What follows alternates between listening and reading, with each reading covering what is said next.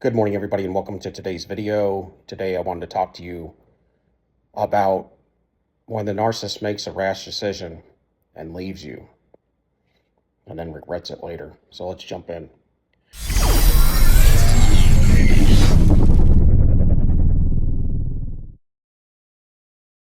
So the narcissists, they need supply. They're always seeking to level up.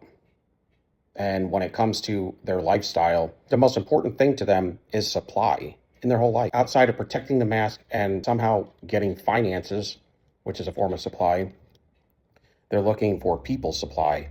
And they have a harem. We call it the harem garage. A harem garage is a group of lovers, past exes, that they can just filter through time and time again because they're all trauma bonded, or leave that option open because they never give anybody closure. And over time, wherever they started out in their narcissism, they've advanced it because as they get older, as they run through forms of supply, sources of supply, they learn things. They learn how to make it better. They learn how to work with the entities inside of them better, and they know how to get over on people. They're more tricky in their ways, and they're better at their manipulations. They're better at their lying. They're better at their cheating, and they have learned things from other people. So a lot of times what they don't talk about is about half of their supply sources are narcissists. Because when you go out there running around all the time, you're going to, at least half the time, run into narcissists unknowingly. And then eventually they figure it out because they're love bombing each other in the beginning. And then after they get past that, then they kind of end up destroying each other. So with that, usually they come to somebody they're infatuated with, their traits, the way that they operate and how they talk to people, and their fruits. Or if it's somebody fake, which they think everybody is, but if it's somebody fake, then they want to learn those as well. And as they get to know each individual, they try to find out how to generate those traits for themselves. And then, of course, they can't. And they cannot self-reflect. So they don't really learn much. It's almost like they got these delusions and this amnesia because they get to do the same thing over and over and over again and not ever think twice that it's the same cycle, that you're doing the same thing, or you should expect the same results. They don't really think like that.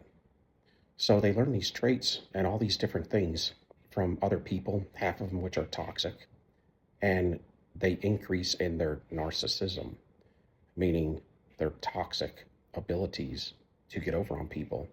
So they may have been 40 years old or something when they met you. So by then they have really adjusted this mask really well. And what they do is they try to level up their harem, try to get it elevated.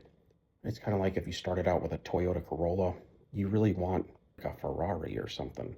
So if they can get people in their harem to a standard of the Ferrari level, maybe in their 20s they started out with a Toyota. So they will shed those people from their harem. There's two ways that they get rid of supply sources. Is one, they level everybody up in their harem and they discard some of the bottom people that they would suggest are at a different level, a level that they've surpassed, a quality, a standard. So they're always trying to level up, get better at everything. But typically when it comes to the primary source as well, that's a big deal. So when they found you, you were an in-house primary source. They have maybe never met a primary source, a real one before, or they never even maybe thought that they have ever existed. They have maybe met a lot of mostly fake people all their life because that's how they think everybody is. Everybody's out and they're lying and cheating just like they are. And it's just a game to see who's smarter and more mischievous and can get away with it. This is what they truly believe. So when they get you, it's different. It's different because you're real. It's different because you poured into them and they had a different experience with you. You gave them the real, the genuine. You didn't fake. You tried to help them to understand things while they were playing with you. You know, they were playing chess with you and you thought you were being their partner. They got over on you pretty easy, but they also got the best fuel out of you. Now, maybe it was easy in their mind to take you down. You were in the bag. You were easy. You were already done before they got started with you. You were already cooked and discarded in their mind.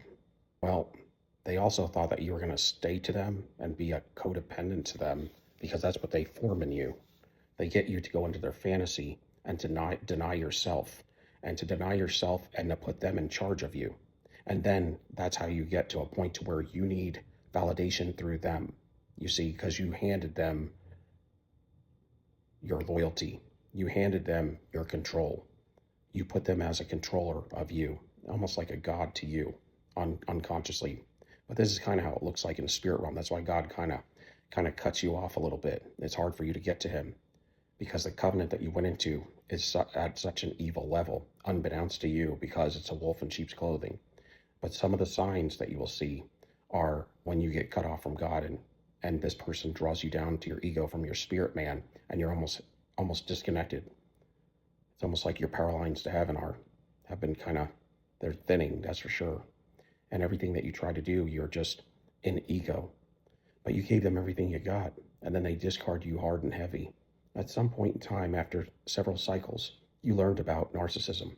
Maybe you Googled it online, and you had enough. You had been ultimately and utterly destroyed. So you say, well, I'm not going back to this individual anymore. And you really start to learn. And while that narcissist is away, you're starting to heal up. You're just hibernating. And when they do try to come back and hoover, they'll find they're blocked. They're going to continue to come try to hoover you through no caller ID phones and through email, but you're not answering back. This is what really freaks them out. This is where they got to get you at that chance encounter where they come to you in person and try to assess you and x-ray you and see what's really going on. But you might have put your AirPods in, turned the music up loud, and hopped in your car and left and just continued on your way. You didn't even hear what they said. So now you're getting into year and a half, and they've been through so many sources of supply they've ripped through, and what they're finding is they can't find that quality they had. They can't find the nurturing. They can't find how the pouring of your heart and the fruit that you poured into them. They were living their best life when they were with you because you had blessed them so much with energy and good fuel, and it was legit. They felt, in a sense, this was a special situation, and now they can't find it. They can't find that one up like they used to because they met the bar. They met the final one. They met maybe the highest possibly source supply that they'll ever meet. They may never get above that. They may start getting reckless individuals. They may start getting to the point to where they're nervous and people are get back on them because after a while, after a time, reaping what you sow is like a boomerang effect. And when you cut your ties with them and you unplug from them, that boomerang, it goes out, but it comes back around. And that thing's about to hit them in the head right now because you're all disconnected. You moved on with your life and you've healed and you leveled up several times over. The narcissist absolutely hates you, but they need you. They want you because they can't have you. They always want what they can't have, and they always want the best fuel, and they always got to get the next level up. Now, in their God status, in their grandiose status and superior status, in their entitlement status, they believe that they're the best things on walking the earth. And when they can't get you back and they want you, well, this is what takes them out of their fantasy, brings them back into reality, and gives them a narcissist injury and possibly a collapse. Because you're hitting them with a bowl full of reality for breakfast. And a lot of times they have to face that because there's no other rationalization around it. They can't find anything better. So then what they're going to have to do is eventually they're going to know that they lost this battle. And the only thing they could do now is find the best source supply they can find and try to turn them into you, dress them up like you, get a car like yours, have them talk like you, walk like you, and take them to places you took them, make them wear the same cologne as you. This is the kind of stuff that these fools do. And because they're obsessed. At some point they will get obsessed and they will eventually turn somebody into you if they can't level up any higher because you're not around anymore and they can't find that real. And there's nothing that hits like the real does, y'all. You're genuine. You're like your fingerprint. There's no other fingerprint like yours. The narcissist is like a robot, and they want to turn you into a robot. so they can control you. They want you to get rid of your genuineness, get rid of your love and your joy. They want to fill you full of their energy. They don't want you to have any individuality. They don't want you to have any independence. And they want you to look just like them so that they don't feel alone in this devil contract. So they want you to be a part of this devil contract with them so you look like them. If they have the people around them that look like them, then they don't feel so weird. They don't feel so bad. They're not going it alone. So they like to take good people. They like to take the sun out of them and fill it with darkness. And they want to take all your fuel out of you and leave you like, they want to leave you like a zombie, y'all. Where everything you do, you're going to walk on eggshells, and everything that you want to do independently, you can't. You have to go and you're going to question yourself 20 times, and you're going to ask for their validation. You're going to ask for money from them, and they're going to control even the clothes that you wear the longer you stay with them. And every relationship with a narcissist ends. They all are full of folly, and it's all building your house on the sand.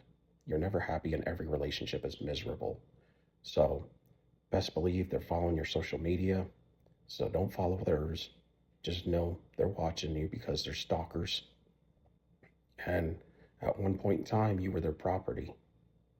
But don't look at theirs because it's all fake.